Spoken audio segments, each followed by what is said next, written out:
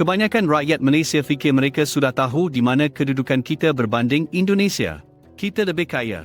Mereka lebih besar. Habis cerita. Tapi pemahaman permukaan itu adalah exactly apa yang akan butakan anda kepada perubahan besar yang sedang berlaku sekarang. Sebab sementara kita memerhati jiran melalui lensa masa lalu, Indonesia sedang melaksanakan langkah yang boleh secara fundamental membentuk semula peta ekonomi Asia Tenggara. Menjelang akhir video ini, anda akan faham jurang sebenar antara Malaysia dan Indonesia. Dan ia bukan apa yang anda sangka. Sekarang kalau anda tengah tonton ni, saya perlukan bantuan anda untuk buktikan sesuatu. Seseorang beritahu saya yang membandingkan Malaysia dengan Indonesia terlalu sensitif. Yang rakyat Malaysia akan jadi defensif dan berhenti menonton. Saya percaya sebaliknya.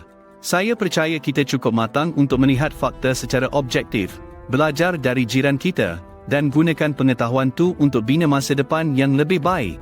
Jadi kalau anda setuju, tekan subscribe sekarang dan bantu saya bina komuniti yang pilih fakta berbanding perasaan. Assalamualaikum. Biar saya mulakan dengan nombor yang kebanyakan orang salah faham. Malaysia ada populasi kira-kira 36 juta orang. Indonesia ada kira-kira 286 juta. Itu hampir 8 kali lebih besar.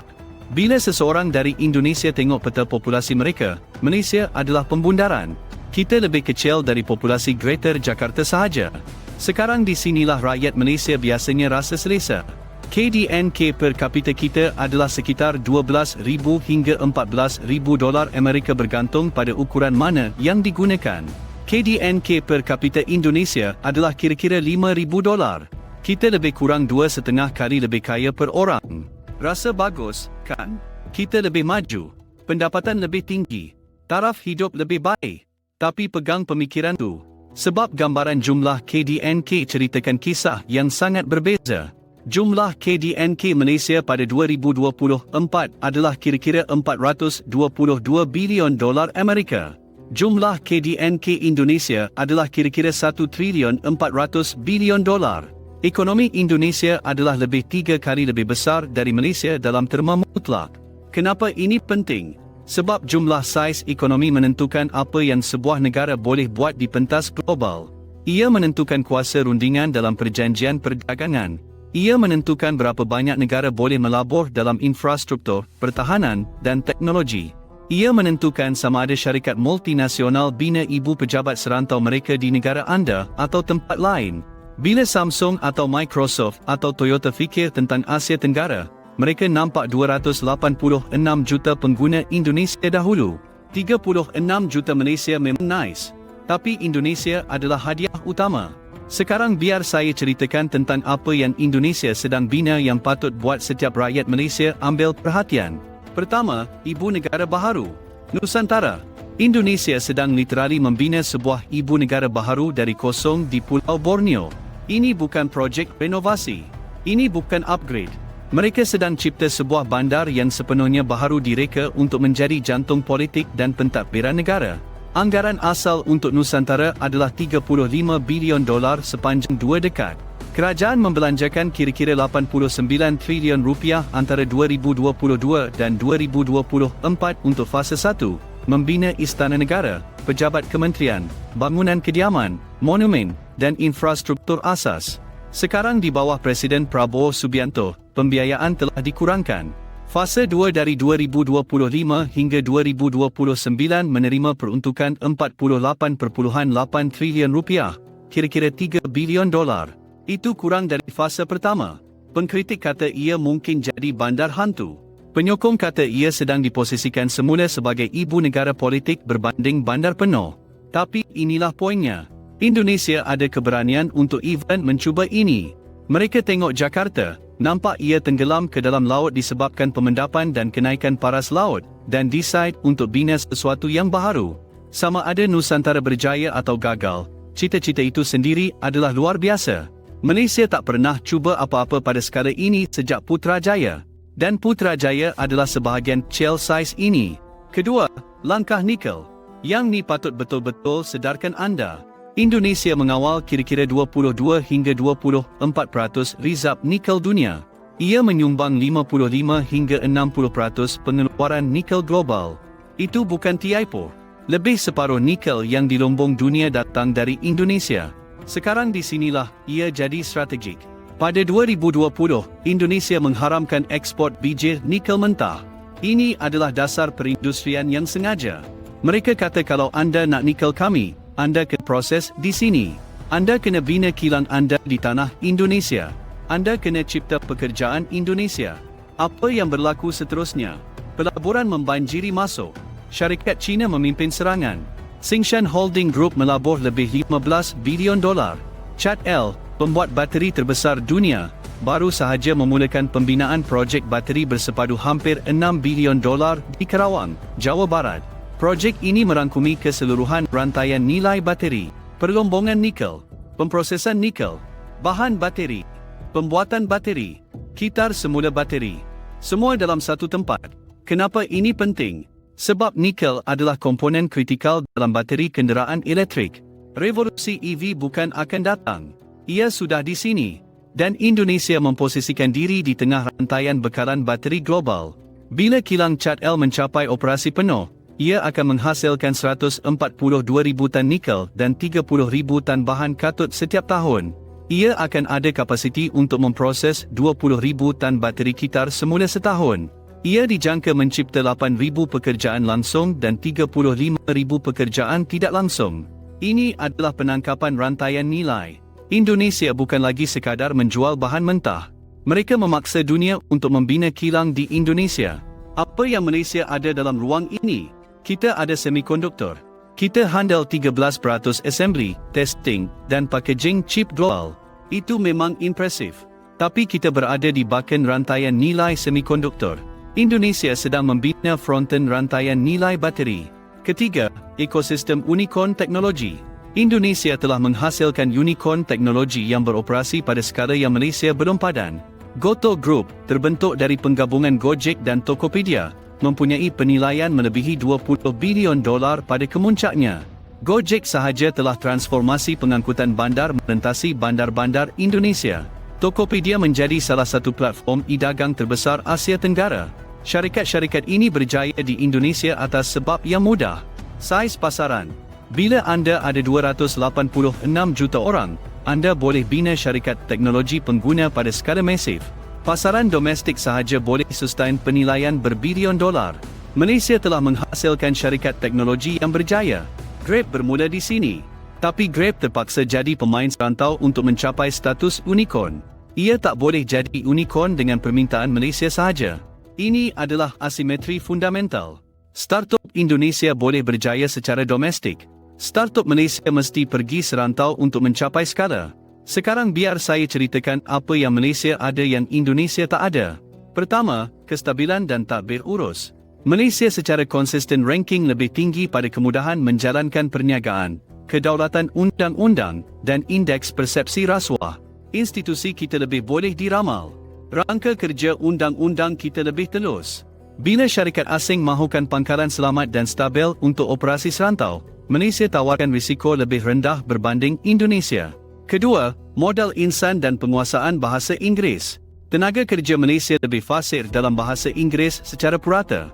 Ini sangat penting untuk syarikat multinasional. Ia penting untuk keputusan ibu pejabat serantau. Ia penting untuk ekspor perkhidmatan. Sistem pendidikan kita, walaupun tak sempurna, menghasilkan graduan yang boleh fit into syarikat global dengan lebih mudah. Ketiga, infrastruktur semikonduktor sedia ada. Kita ada 50 tahun pengalaman dalam industri semikonduktor. Syarikat seperti Intel, Infineon, dan Texas Instruments TS telah ada operasi di Malaysia selama berdekad. Bila ledakan AI mencipta permintaan masif untuk pusat data, Malaysia sudah bersedia. Microsoft melabur 2.2 bilion dolar. Google melabur 2 bilion. Orasile komit 6.5 bilion. Amazon janji 6.2 bilion. Kita menarik lebih 20 bilion dolar dalam pelaburan pusat data sebab kita ada infrastruktur, bakat dan kebolehpercayaan. Keempat, kelebihan geografi. Kita duduk antara laluan perkapalan utama. Zon ekonomi khas Johor Singapura beri kita akses langsung kepada ekosistem keuangan dan logistik Singapura sambil tawarkan kos lebih rendah. Pulau Pinang adalah Silicon Valley Asia Tenggara. Kita diposisikan sebagai jambatan antara timur dan barat. Tapi inilah kebenaran tak selesa yang kita perlu hadapi. Kelebihan Indonesia sedang berkembang lebih pantas dari kelebihan Malaysia. Saiz pasaran mereka tetap 8 kali populasi kita adalah 8 kali populasi kita. Tapi keupayaan mereka sedang mengejar. Infrastruktur mereka sedang bertambah baik. Dasar perindustrian mereka lebih agresif. Kesanggupan mereka untuk buat pertaruhan besar lebih tinggi. Strategi nikel tunjukkan macam mana dasar perindustrian agresif nampak. Haramkan ekspor mentah. Paksa pemprosesan nilai tambah secara tempatan. Tangkap rantaian bekalan. Malaysia tak pernah cuba apa-apa seberani ini dengan sumber kita. Projek Nusantara, apapun pandangan anda tentang pelaksanaannya, tunjukkan cita-cita pada skala nasional. Mereka sanggup belanja berpuluh bilion untuk membentuk semula geografi mereka. Malaysia tak pernah cadangkan apa-apa yang setanding. Sementara itu, sesuatu yang membimbangkan sedang berlaku kepada kelas menengah Indonesia. Menurut Agensi Statistik Indonesia, kelas menengah jatuh dari 57 juta orang pada 2019 kepada kira-kira 48 juta menjelang 2024. Itu penurunan dari lebih 21% kepada kira-kira 17% populasi. Ramai orang turun dari kelas menengah kepada apa yang dipanggil kelas menengah yang bercita-cita, kategori yang lebih vulnerable. Ini mencipta paradoks yang menarik. Ekonomi Indonesia terus berkembang pada sekitar 5% setiap tahun, tapi manfaat tidak diagihkan secara sama rata. Mereka yang berpendapatan tinggi dan rendah yang disokong oleh program sosial sihat, tapi kelas menengah yang luas sedang dihimpit. Malaysia ada cabaran yang serupa. Kelas menengah kita rasa terperangkap. Gaji tak seiring dengan aspirasi. Kemampuan perumahan adalah krisis. Tapi sekurang-kurangnya kelas menengah kita tidak kelihatan menyusut dalam statistik. Jadi apa maksud semua ini untuk anda? Kalau anda seorang rakyat Malaysia yang tengok Indonesia, anda patut rasa dua emosi. Rasa hormat yang sihat dan rasa urgensi yang sihat. Rasa hormat yang sihat sebab Indonesia bukan kes teruk yang sesetengah rakyat Malaysia bayangkan. Mereka ada strategi perindustrian yang koheren. Mereka ada sumber asli yang dunia perlukan. Mereka ada skala pasaran yang menarik pelaburan secara automatik. Mereka sedang bergerak. Rasa urgensi yang sihat sebab kelebihan kita tidak kekal. Lebih kaya per kapita hari ini tidak jamin lebih kaya esok. Kedudukan semikonduktor kita boleh dicabar. Premium kestabilan kita hanya bermakna kalau kita kekal stabil. Kelebihan bahasa Inggeris kita hanya berfungsi kalau kita kekalkan kualiti pendidikan. Rancangan Malaysia ke-13 dengan sasaran pelaburan 611 bilion ringgit adalah respons Malaysia kepada tekanan persaingan ini. Strategi semikonduktor kebangsaan. Dorongan untuk pusat data. Inisiatif AI. Ini adalah percubaan untuk mengekalkan dan memanjangkan kelebihan kita. Tapi Indonesia tidak berdiam diri. Mereka sedang menolak ke dalam bateri EV. Mereka sedang membina pemprosesan hiliran. Mereka sedang menangkap rantaian nilai dalam mineral kritikal. Dekat akan datang akan menentukan sama ada Malaysia mengekalkan kepimpinan dalam pendapatan per kapita atau sama ada Indonesia menutup jurang. Ia akan menentukan sama ada syarikat Malaysia boleh bersaing secara serantau atau ditenggelami oleh skala Indonesia. Ia akan menentukan sama ada pelabur asing melihat Malaysia sebagai destinasi utama atau pilihan kedua. Biar saya tinggalkan anda dengan ini. Jurang antara Malaysia dan Indonesia bukan satu jurang. Ia banyak jurang yang berjalan dalam arah yang berbeza. Kita dihadapan dalam pendapatan per orang. Mereka dihadapan dalam jumlah saiz ekonomi. Kita dihadapan dalam semikonduktor. Mereka dihadapan dalam bahan bateri EV. Kita dihadapan dalam kualiti tadbir urus. Mereka dihadapan dalam potensi demografi. Kita dihadapan dalam kematangan infrastruktur. Mereka sedang mengejar dengan pantas. Tidak ada negara yang simply lebih baik dari yang lain. Kedua-dua negara ada kekuatan dan kelemahan. Kedua-dua negara hadapi cabaran sebenar. Kedua-dua negara ada peluang sebenar. Persoalannya bukan siapa yang menang dalam sesuatu persaingan khayalan. Persoalannya adalah sama ada Malaysia sedang melaksanakan dengan cukup baik pada strategi kita sendiri. Sama ada kita sedang membina di atas kelebihan kita. Sama ada kita sedang menangani kelemahan kita. Sama ada kita sedang bersedia untuk masa depan yang akan datang. Sebab Indonesia memang sedang bersedia untuk mereka. Kalau video ini bantu anda melihat perbandingan Malaysia-Indonesia dengan mata yang segar, tekan butang like tu. Kalau anda nak lebih konten yang melampaui pandangan permukaan untuk tunjukkan anda apa yang sebenarnya berlaku di rantau kita, subscribe. Tinggalkan komen beritahu saya apa yang paling mengejutkan anda. Apa yang anda belajar? Apa yang anda tak setuju? Dan share video ini dengan seseorang yang masih fikir Malaysia dan Indonesia tidak dalam liga yang sama. Tunjukkan mereka kenapa andaian tu mungkin perlu dikemas kini. Masa depan milik mereka yang melihat dengan